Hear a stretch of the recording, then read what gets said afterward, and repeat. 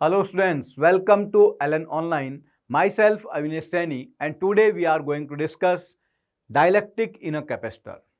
अगर किसी कैपेसिटर के अंदर डायलेक्ट्रिक मीडियम इंसर्ट कर दिया जाता है, उसको पार्शियली फिल किया जाए, कंप्लीटली फिल किया जाए या फिर बहुत सारे डायलेक्ट्रिक फिल कर दिए जाए या फिर डायलेक्ट्रिक कांस्टेंट जो कांस्टेंट नहीं है वो वेरिएबल बना दिया जाए, डायलेक्ट्रिक कांस्टेंट को वेरिएबल कर दें, तो फिर वहां पर कैसे कैसे हम कैपेसिटेंस सॉल्व करेंगे। This is the point of discussion of this lecture. Students, सबसे पहले आपको पता होना चाहिए what is a dielectric. Dielectrics are basically insulators which have very small conductivity. अगर किसी कैपेसिटर के अंदर डाइलेक्ट्रिक को कंप्लीटली फिल किया गया है, तो देखिए कैपेसिटर के एक प्लेट पर पॉजिटिव चार्ज था, दूसरे प्लेट पर नेगेटिव। तो जब ये डाइलेक्ट्रिक यहां नहीं था, तब इस कैपेसिटर के अंदर प्लेट्स के अंदर जो इलेक्ट्रिक फील्ड रहा होगा that is E not, without dielectric वो होगा सिग्मा बाई एप्सिलॉन नॉट। और जैसे ही आपने यहां डाइलेक्ट्रिक मीडियम डाल दिया, तो डाइलेक्ट्रिक मीडियम में इस पैरेलल प्लेट कैपेसिटर की इलेक्ट्रिक फील्ड के कारण पॉजिटिव चार्ज पर राइट की तरफ फोर्स लेगा, नेगेटिव चार्ज पर लेफ्ट की तरफ, तो डाइलेक्ट्रिक पोलराइज हो जाएगा। इसका एक एंड नेगेटिव बन जाएगा, दूसरा एंड पॉजिटिव। ये अपनी इलेक्ट्रिक फील्ड अंदर जनरेट करेगा और इसकी अपनी इलेक्ट्रिक फील्ड कैपेसिटर की पहले वाली इलेक्ट्रिक फील्ड के अपोजिट डायरेक्शन में होगी। सो नेट इलेक्ट्रिक फील्ड वहां पर डिक्रीज हो जाएगी। कुछ इलेक्ट्रिक फील्ड डाइलेक्ट्रिक ने इंड्यूस किया, जो नेट इलेक्ट्रिक फील्ड होगा E, that electric field in the presence of dielectric, that E will be E not minus E induced, इतना होगा। और ये आप कूलम्ब्स लॉ में पढ़ चुके हैं कि जब कहीं कोई मीडियम आ जाता है जिसका डाइलेक्ट्रिक कांस्टेंट K है, तो वहां पर इलेक्ट्रिक फील्ड वैक्यूम के इलेक्ट्रिक फील्ड का 1/K टाइम्स हो जाती है। So this becomes E naught by K। So the induced electric field due to dielectric, this will be E naught into 1 minus 1/K। और इस इलेक्ट्रिक फील्ड को आप लिख सकते हो इंड्यूस्ड चार्ज के टर्म में, this is sigma induced by epsilon not. तो यहां से आप कह सकते हैं कि इंड्यूस चार्ज जो होगा, जो इसको हम बाउंड चार्ज भी कहते हैं, that will be sigma into 1 minus 1/K। ये इलेक्ट्रिक फील्ड इस तरीके से चेंज होगा। बाउंड चार्ज डेंसिटी आप सॉल्व कर सकते हैं in terms of charge density given on the capacitor plate. अब अगर आपको यह सॉल्व करना है कैपेसिटेंस कितना होगा, सो क्योंकि इलेक्ट्रिक फील्ड वहां पर चेंज हो चुका है, अब इसके बीच में जो नेट इलेक्ट्रिक फील्ड है E, उसकी वैल्यू है E naught by K, that is sigma by epsilon not K। तो दोनों प्लेट्स के बीच में potential difference delta V, this will B sigma by epsilon not K into D, ये होगा। और पोटेंशियल डिफरेंस को आप लिखोगे charge on capacitor upon capacitance. Charge on capacitor कितना आएगा, सिग्मा इंटू ए के बराबर, this is sigma into A by epsilon not. तो देख capacitance C, not epsilon not, this is capacitance C। तो यहां पर सिग्मा कैंसिल हो जाएगा और कैपेसिटेंस की वैल्यू आ जाएगी epsilon not KA by D। जब इसके प्लेट्स के बीच में कोई डाइलेक्ट्रिक नहीं भरा हुआ था, तब जो कैपेसिटेंस रहा होगा C naught, that would have been epsilon naught A by D। So capacitance has increased by K times. So this is one of the method to increase capacitance of a capacitor।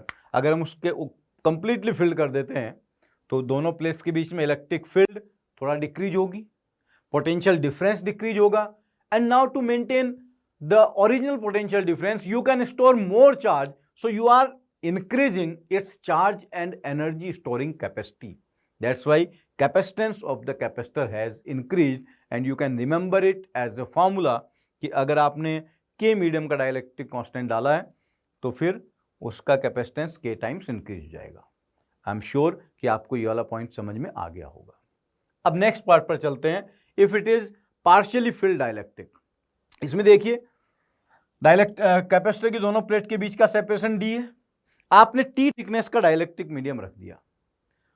अब इससे कोई फर्क नहीं पड़ता कि आपने उसको किधर रखा है, एक प्लेट के साथ सटाकर रखा है या दूसरे के साथ सटाकर रखा हुआ है या फिर बीच में रखा हुआ है। मैंने मान लिया एक प्लेट से x डिस्टेंस पर है, थिकनेस T है, तो उधर वो D minus x minus T रह गया। ठीक है, इतना डिस्टेंस रह गया दूसरी तरफ। अब आप ये कह सकते हैं कि अगर हम इसको किसी बैटरी से कनेक्ट कर दें तो इनफैक्ट ये जो गैप बन रहा है यहां पर, ये एक कैपेसिटर बना हुआ है जिसका कैपेसिटेंस C1 है और यहां कैपेसिटेंस C2 है और ये कैपेसिटेंस C3 है। There are 3 capacitors in series combination.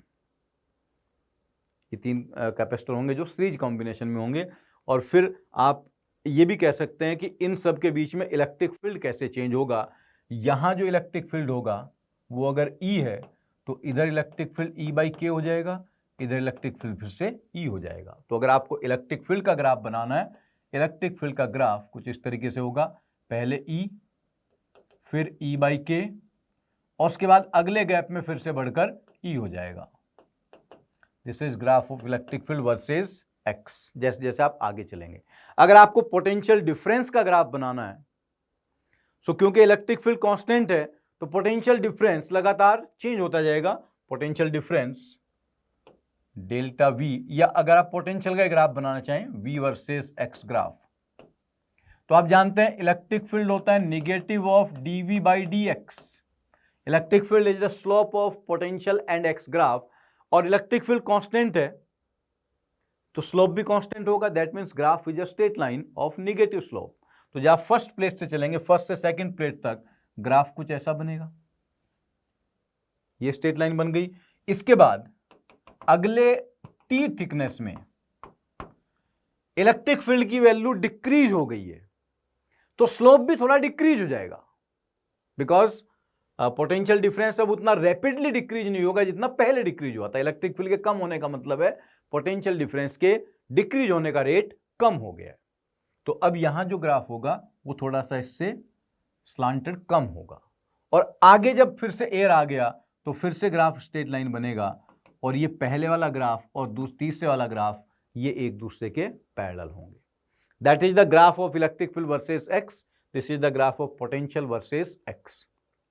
आपको सॉल्व करना है कि इक्विवेलेंट कैपेसिटेंस कितना होगा। तो जो पहले वाला कैपेसिटर है उसका कैपेसिटेंस सीधा लिख सकते हैं आप एप्सिलॉन नॉट A/X। दूसरे का लिख सकते हैं एप्सिलॉन नॉट KA/T, और लास्ट वाले का कैपेसिटेंस लिख सकते हैं C3 epsilon naught A/D-T-X, and these all are in series combination. तो इक्विवेलेंट कैपेसिटेंस सॉल्व करने के लिए 1/C equivalent is 1/C1 plus 1/C2 plus 1/C3। तो देखिए इन सब में से 1/एप्सिलॉन नॉट A तो कॉमन आ जाएगा नीचे, ऊपर बचेगा X plus K/T plus D minus X plus T/K, not K/T, क्योंकि आप उल्टा करके वैल्यू पुट कर रहे हैं ना। X plus T/K into D minus T minus X। तो देखो ये जो X है ये तो कैंसल आउट हो गया। That's why capacitance is independent of position of dielectric. जब आप पार्शियली फिल्ड डाइलेक्ट्रिक रखेंगे तो वो कहां रखा गया इस बात पर डिपेंड नहीं करेगा, और C इक्विवेलेंट की वैल्यू इतनी आ जाएगी epsilon not A/D minus T plus T/K। अगर आपने डाइलेक्ट्रिक को कंप्लीटली फिल्ड किया हुआ है तो T की वैल्यू D के बराबर करो, वही आंसर आ जाएगा epsilon not KA/D। I am sure कि ये दोनों पार्ट्स आपको क्लियरली समझ में आ गए होंगे, कंप्लीटली फिल्ड और पार्शियली फिल्ड वाला। अब देखिए अगर किसी कैपेसिटर में मल्टीपल डाइलेक्ट्रिक भरे हुए हैं, यहां 4 डाइलेक्ट्रिक भर दिए मैंने, C1 C2 C3 C4, 4 capacitor बन जाएंगे। जो ऊपर वाला कैपेसिटर है C1, ये C1 होगा, इसके आगे C2 होगा, दोनों सीरीज में हो गए, और नीचे वाले दोनों फिर सीरीज में हो गए, और फिर पूरा सिस्टम पैरेलल में हो गया। ऐसे इमेजिन करेंगे कि यहां अगर बैटरी लगी हुई है तो किस तरीके से चार्ज फ्लो होगा। अब देखो C1 आपको लिखना है, तो C1 की वैल्यू होगी एप्सिलॉन नॉट K1।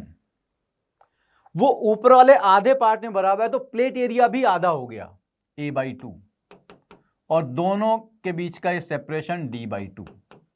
सिमिलरली जब C2 लिखेंगे तो बनेगा epsilon not K2 A/2/D/2। And I am very sure कि आपको C3 C4 अब समझ में आ गया होगा। K3 और K4 ही तो लिखना है। फिर ऊपर वाले दोनों सीरीज में, इनका इक्विवेलेंट सॉल्व कर लो, 1/C1 प्लस 1/C2। इनका इक्विवेलेंट सॉल्व कर लो, 1/C1 + 1/C2 और फिर ऐड कर दो तो इक्विवेलेंट कैपेसिटेंस आ जाएगा, राइट। ये सिंपल पार्ट है।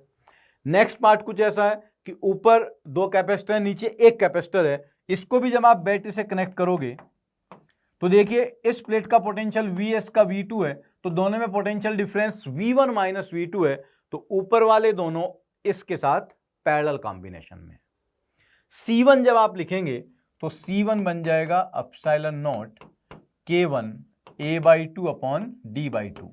C2 बन जाएगा ε0 K2 A/2 अपॉन D/2 और C3 वहां पर ε0 K3 A/2 अपॉन D, वहां डिस्टेंस आधा नहीं हुआ, प्लेट्स आधे हुए हैं और ऊपर वाले दोनों सीरीज में। सिंपल सर्किट बना दो, C1 और C2 सीरीज में, इसके साथ C3 पैरेलल में, एंड फिर सीरीज पैरेलल अप्लाई करो, आपका आंसर आ जाएगा, right. This is also simple part. अब जो नेक्स्ट वाला पार्ट है ये थोड़ा सा ट्रिकी है।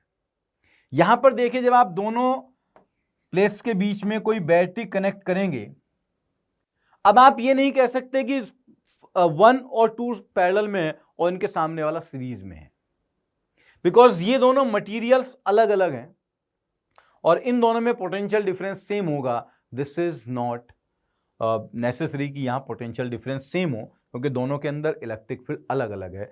बट आप ये जरूर कह सकते हैं कि अगर इस प्लेट का पोटेंशियल V1 है, इसका V2 है, तो दोनों के बीच में यहां से वहां तक पोटेंशियल डिफरेंस V1 - V2 हो गया।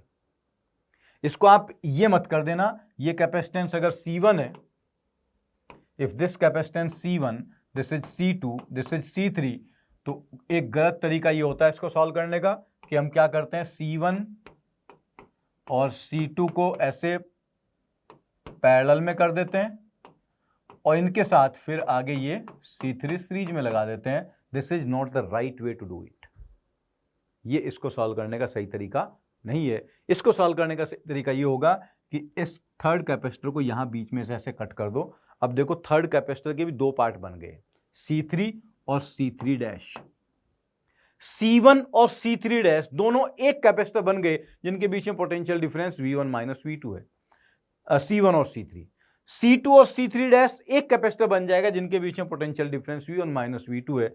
तो ये दोनों का कॉम्बिनेशन और ये दोनों का कॉम्बिनेशन आपस में पैरेलल में है और सिंपल सर्किट ऐसे बनेगा, ये गलत होगा।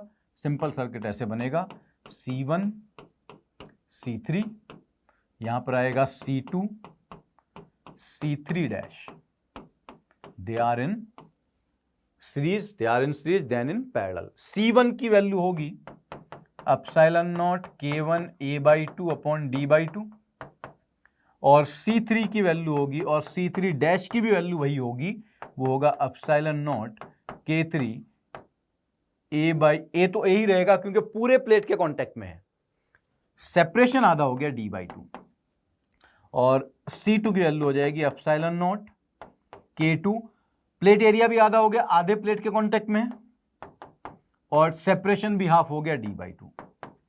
अब इन सब की आप वैल्यू पुट करेंगे और सीरीज पैरेलल कॉम्बिनेशन लगाएंगे, so you will definitely get the answer.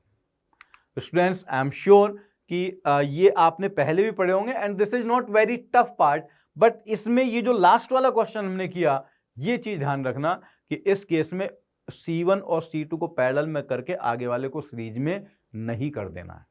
ये बहुत कॉमन मिस्टेक होता है and I am very sure कि अब आपको ये सारी चीजें ठीक से समझ में आ गई होंगी। एक कैपेसिटर के अंदर कितने भी डाइलेक्ट्रिक भर जाएं, now you will be able to solve every single question of this concept. Okay, thank you very much.